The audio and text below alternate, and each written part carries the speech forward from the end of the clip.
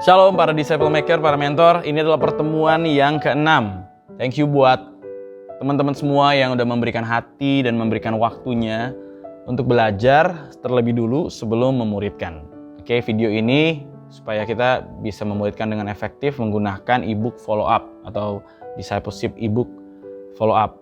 Dan di pertemuan yang ke-6 ini adalah satu set, sebenarnya satu series dengan pertemuan yang kelima. Kalau yang kemarin bicara tentang mendengarkan Tuhan, listening to God. Yang kali ini kita akan bahas tentang talking to God.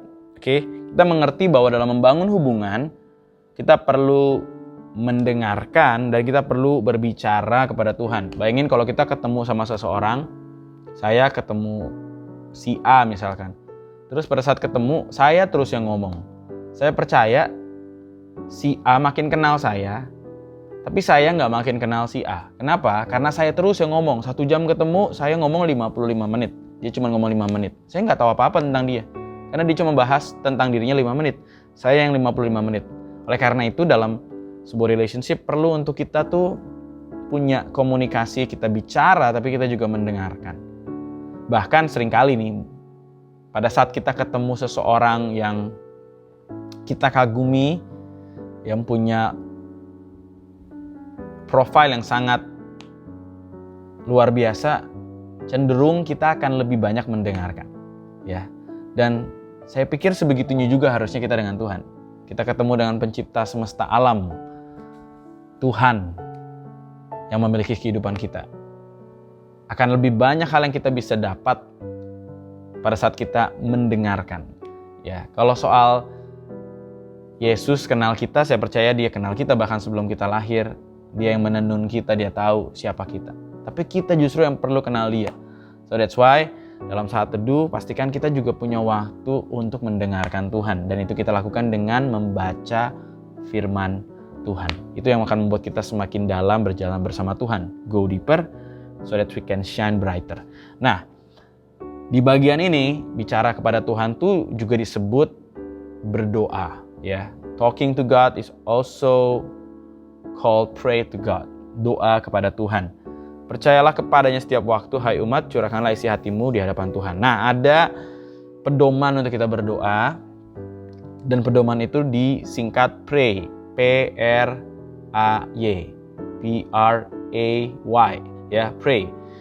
Dan kita akan langsung bahas. Yang pertama adalah praise atau puji-pujian, ya. Jadi pada saat kita berdoa, kita memulai dengan pujian atau dengan praise. Pujilah dia karena siapa dia dan apa yang telah dia lakukan. Jadi pada saat kita datang kepada Tuhan, kita berdoa nih, mulailah dengan memuji Tuhan. Ini boleh dalam artian memuji, menyembah, menyanyikan lagu pujian penyembahan, atau kita datang dengan ucapan syukur. Dengan kata-kata doa, mengucap syukur dan memuji Tuhan. Alasannya apa? Ada 2. Yang pertama, kita memuji dia karena siapa dia. Siapa Tuhan? Tuhan pencipta semesta. Dia sangat besar, mulia, dan layak disembah. That's why kita waktu datang berdoa, Tuhan terima kasih, Engkau Allah yang besar, Engkau Allah yang luar biasa. Engkau sangat dimuliakan dan ditinggikan. Gak perlu poetik amat ya, gak perlu lebay, tapi harus tulus, ya. Gak perlu harus pakai kata-kata yang bagaimana banget, tapi pastikan itu tulus dari hati, karena kita tahu siapa dia. Bayangin kita ketemu gubernur, ketemu wali kota, ketemu presiden atau menteri aja deh, pasti kita tunjukin betapa kita sangat menghormati orang ini. Nah, apalagi waktu kita ketemu King of Kings, ya, Lord of Lords, Raja di atas segala raja, Tuhan pencipta semesta. Maka tunjukkanlah itu, ekspresikanlah itu dengan kata-kata pujian dan pengagungan. Yang kedua adalah kita memuji dia karena apa yang dia lakukan. Dia telah mengorbankan nyawanya di kayu salib untuk kita, supaya beroleh keselamatan, supaya dosa kita dihapuskan. Oleh karena itu kita selalu punya alasan untuk mengucap syukur sekalipun di tengah keadaan yang gak baik. Karena pengorbanan Tuhan tidak pernah berubah. Keadaan kita bisa berubah-berubah, Tapi pengorbanan Yesus adalah bukti kasih Tuhan yang gak pernah berubah. Dan itulah selalu jadi alasan untuk kita memulai doa kita dengan praise. Oke? Jadi itu yang pertama. Lalu masuklah yang kedua dengan R atau repent. Ya, repent artinya bertobat. Jadi pada saat kita berdoa, Tuhan terima kasih Engkau ajaib, Engkau besar, Engkau mulia. Aku bersyukur Tuhan buat kasih setiamu buat hari ini. Thank you banget buat berkat Tuhan. Thank you buat pengorbanan Tuhan. Thank you buat kasih setia Tuhan. Dan aku minta ampun Tuhan untuk dosaku. Aku mengakui tadi aku buat salah ini, aku buat dosa ini, aku sadar, aku nyesel, aku minta ampun Tuhan, tolong ampuni aku. Disitulah kita bertobat atau kita menaikkan repentance ya, pertobatan. Kita minta ampun sama Tuhan. Dan ini bukan cuma di mulut ya teman-teman, tapi pastikan ini muncul dari pemahaman atau pemikiran. Perubahan cara berpikir. Karena kata bertobat itu artinya metanoia yang artinya change the way we think. Kalau cuma di mulut nanti kita akan lakukan lagi. Tapi kalau cara kita berpikir berubah, aku tahu itu salah karena ini. Kita tahu alasannya, maka nanti ini akan mempengaruhi apa yang kita rasakan dan apa yang kita lakukan. Oleh karena itu pastikan kita bertobat dengan sungguh-sungguh, bukan lip service. Tapi kita minta ampun karena kita tahu di pikiran kita sudah menyakiti Tuhan dan melakukan hal yang salah. Pada saat kita bertobat, itulah yang membuat tidak ada lagi yang memisahkan atau menghalangi doa kita. Yesaya 59 ayat 1-2, sesungguhnya tangan Tuhan tidak kurang panjang untuk menyelamatkan, pendengarannya tidak kurang tajam untuk mendengar. Tetapi yang merupakan pemisah antara kamu dan Allahmu ialah segala kejahatanmu, dan yang membuat dia menyembunyikan diri terhadap kamu sehingga ia tidak mendengar ialah segala dosamu. Jadi yang bikin doa kita mentok di atap adalah karena ada dosa yang belum diakui. Ya, kita belum mengakui dosa kita. Perhatikan Mazmur 66 ayat 18. Seandainya ada niat jahat dalam hatiku, tentulah Tuhan tidak mau mendengar. Jadi sadarlah, akuilah dengan rendah hati, minta ampun dan bertobatlah. R, repentance ya. Katakan dengan tulus kepada Tuhan bahwa kita menyesal dan kita tidak mau mengulanginya lagi. Kita tidak mau mengulanginya. Tuhan tolong ampuni aku. Dan percayalah ini yang terjadi pada saat kita mengaku dosa. 1 Yohanes 1 ayat 9. Jika kita mengaku dosa, Ia adalah setia dan adil. Setia artinya Dia akan selalu mengampuni kita. Again and again. Adil juga berarti it perhaps atau mungkin aja akan ada konsekuensi yang datang, tapi pun kalau itu datang tujuannya untuk mendidik kita supaya kita nggak mengulangi lagi. Sehingga Ia akan mengampuni segala dosa dan menyucikan kita dari segala kejahatan. Oke, itu yang kedua R. Jadi minta ampun dulu, beresin dosa, perhatikan dosa yang tidak diampuni adalah dosa yang tidak diakui. Tapi 1 Yohanes 1 ayat 9 bilang, jika kita mengaku dosa, Ia setia dan adil dan Dia akan mengampuni. Oke, yang ketiga, barulah kita ask, A ya. A dari kata ask atau minta. Jadi yang pertama praise, P, praise, yang kedua R, repent, yang ketiga A, ask atau minta. Nah, pada saat kita minta, pastikanlah kita tidak langsung minta tentang diri kita. Oke? Karena untuk kebutuhan kita, percayalah Tuhan sudah mengetahuinya, bahkan tahu lebih baik dari yang kita pikirkan. Perhatikan ya, firman Tuhan bilang begini, Matius 6 ayat 8b, Bapamu mengetahui apa yang kamu perlukan sebelum kamu minta kepadanya. Jadi kita belum minta nih, Bapak di surga tahu apa yang kita butuhkan. Seringkali malah kita nggak tahu apa yang terbaik untuk kita. Kita minta A, padahal kita nggak perlu itu, tapi Tuhan tahu apa yang kita perlukan. Itulah sebabnya pada saat kita ada di part yang ketiga atau as ini, kita jangan minta tentang diri kita. Tapi dahulukanlah untuk berdoa syafaat, berdoa untuk kebutuhan orang lain.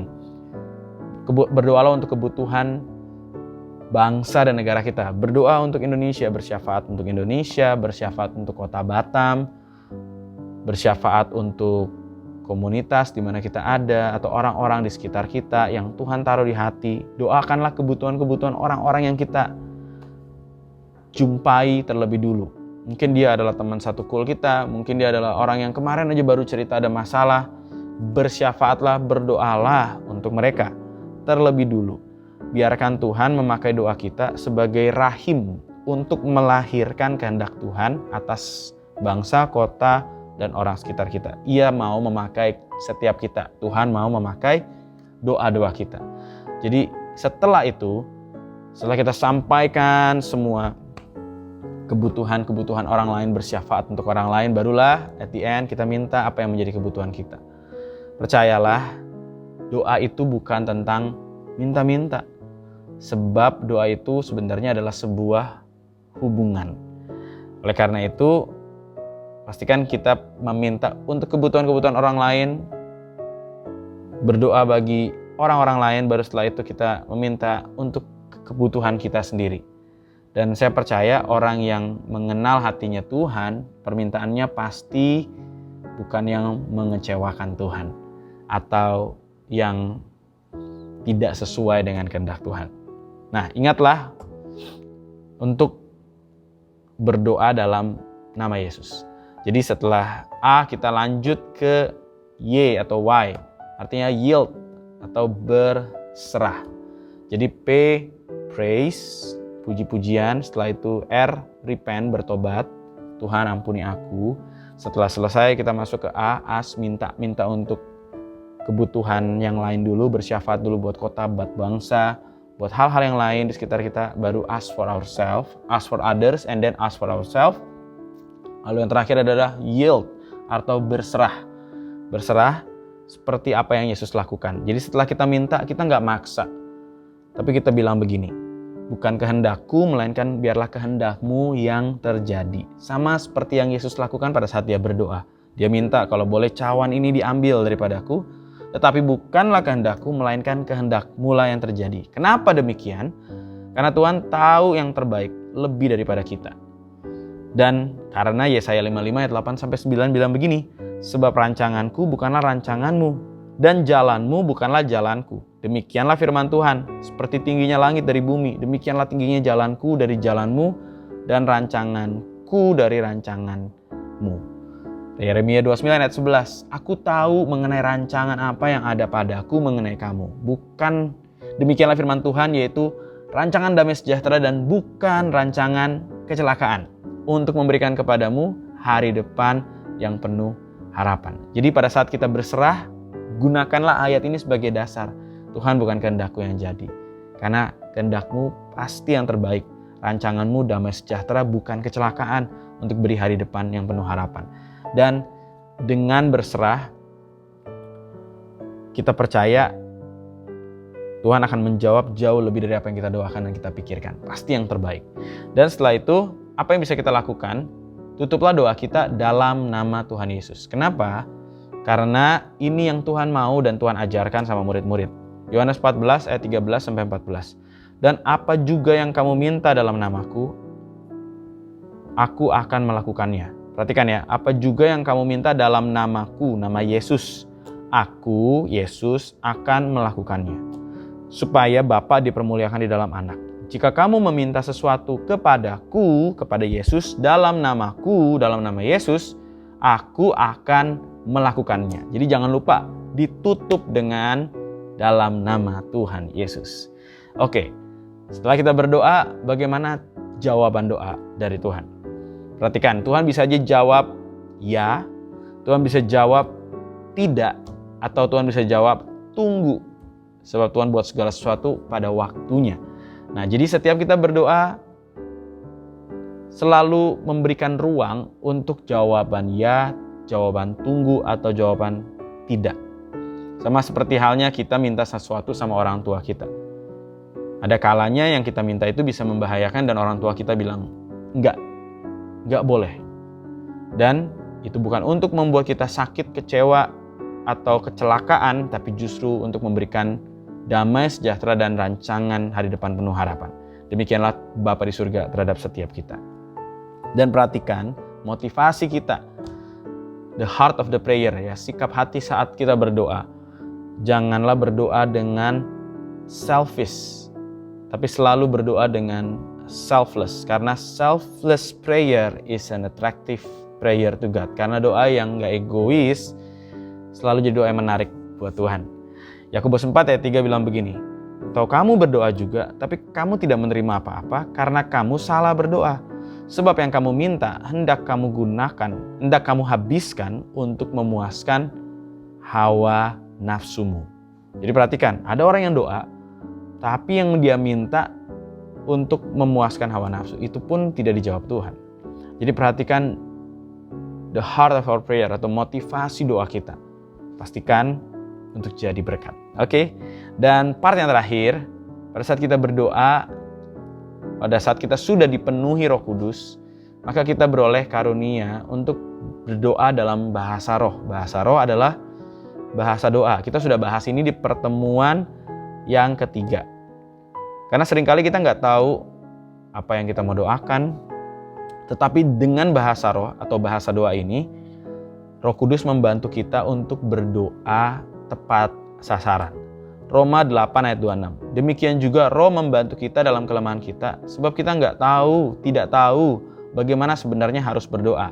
Tetapi Roh sendiri berdoa untuk kita kepada Allah dengan keluhan-keluhan yang tidak terucapkan. Jadi pada saat kita berbahasa roh nih, kita nggak tahu lagi, kita lagi lemah banget, kita lagi stres, tertekan dan sesak, kita nggak ngerti lagi gimana caranya doa dan harus bilang apa, tapi Roh Kudus membantu kita berdoa dalam kelemahan kita dengan menyampaikannya dengan keluhan-keluhan yang kita nggak bisa ucapin, tapi itu sampai di hatinya Tuhan. Sepowerful itu kalau kita bisa menggunakan bahasa roh sebagai bahasa doa. Dan Roh Kudus juga memberikan kita kata-kata untuk berbicara kepada Tuhan, dan Alkitab menyebutnya sebagai berdoa dalam roh atau berbahasa roh. Perhatikan, pada saat kita berdoa buat orang lain juga kita bisa berdoa dengan bahasa roh. Caranya begini, di lidah kita berbahasa roh, tapi di pikiran kita memikirkan orang-orang yang kita lagi mau doakan. Jadi di pikiran kita memikirkan si A, si B, si C, tapi lidah kita berbahasa roh. Dan roh akan membantu kita menyelidiki hati nurani dan berdoa untuk orang-orang kudus. Berdoa untuk orang-orang yang sedang kita doakan sesuai kebutuhan mereka. Karena kita nggak tahu apa sih yang mereka butuhkan, kita nggak ngerti kondisi mereka, tapi kita tetap bisa berdoa tepat sasaran untuk mereka dengan bahasa roh. Kita mungkin nggak mengerti bahasanya, artinya apa, tetapi Tuhan yang memberikan karunia ini pasti mengerti apa sih isi doanya. Dengan berdoa dalam roh, kita berdoa melampaui keterbatasan pikiran atau pemahaman manusia kita. Kita berdoa dengan kuasa dan kehendak Roh Kudus yang tidak terbatas. Oke, jadi ini juga bisa jadi tambahan untuk orang-orang kita muridkan. Kalau mereka sudah menerima bahasa roh, mereka bisa berdoa juga dengan bahasa roh. Mereka bisa mempraktekkan ini dalam kehidupan saat teduh mereka. Tapi jika mereka belum, tidak apa-apa. Jangan membuat mereka merasa minder, tapi dorong mereka untuk terus, kalau rindu dan haus, minta. Ini gak menentukan keselamatan, ini tidak menentukan kedewasaan rohani seseorang, tapi ini membantu kita untuk bisa berdoa melampaui keterbatasan pikiran. Ini bukan keharusan, tapi kehausan. Jadi kalau memang rindu, minta aja. Nanti Bapak akan mengaruniakannya pada hati yang rindu. Oke, jadi itu yang kita sampaikan. Kita dorong mereka untuk mulai berdoa menggunakan pola pray, P-R-A-Y, praise, repent, ask for others, ask for ourselves, yield atau berserah. Dan siaplah untuk jawaban Tuhan, yes, even no, atau wait, tunggu. Dan biarlah ini menjadi sebuah gaya hidup kita, sehingga kita semakin dalam mengenal Tuhan Yesus. Oke, so that's all buat pertemuan yang kelima. Terus semangat memuridkan and God bless you.